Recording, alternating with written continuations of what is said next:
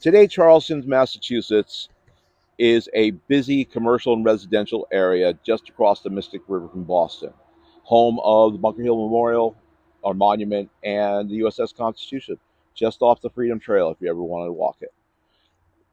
But in 1630, on October 19th, it was the location of a crucial meeting of the Massachusetts Bay Company's General Court. This meeting marked the origins of what historian Michael P. Winship calls unique godly republicanism in early America. The distinct political order emerged from deeply held Puritan beliefs and concerns from their life in England. Radical Puritans, particularly Presbyterians, opposed absolute rule and tyranny of bishops. They wanted power to be distributed within the church to prevent corruption. They used terms from classical political theory describing their ideal church government form of mixed government as a form of mixed government. This fear of unchecked power was magnified by political conflicts with King Charles I. Many future Massachusetts leaders protested policies like forced loans. These experiences forged a powerful conviction that liberty and godliness were intertwined. Both are threatened by arbitrary power.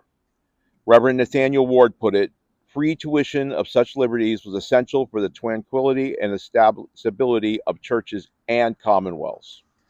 While Massachusetts Bay leaders arrived with their charter in 1630, it initially granted significant power to almost absolute to the company's officers.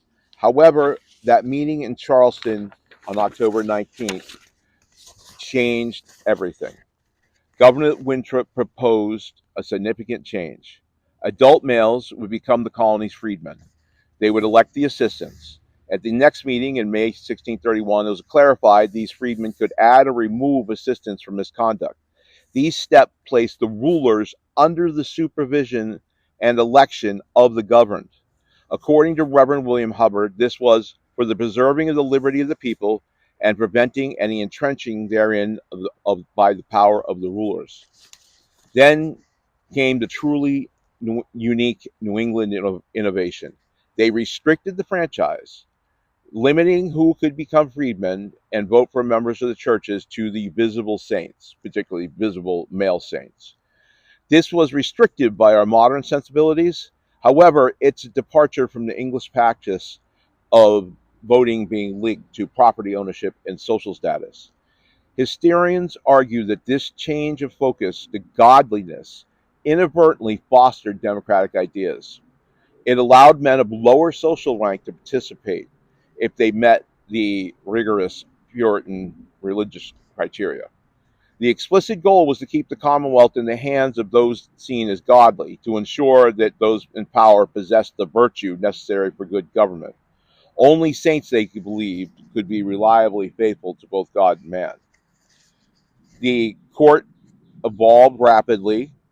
In 1634, towns began electing deputies. The tension between deputies and magistrates would lead to a system of two houses.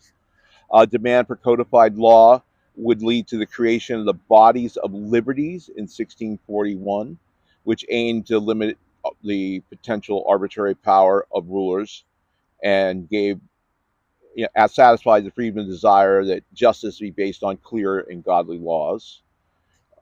It's notable that this system of law was based on English common law and Mosaic law and was more humane than the English common law at the time. So the deliberate efforts in 1630, started by a powerful English idea of resisting arbitrary power, shaped by a unique religious vision. This then created a government that emphasized accountability and placed rulers under the election of the government. This system, though different in many ways from modern democracy, laid important groundwork for future American ideas about limited government and representation. Thank you.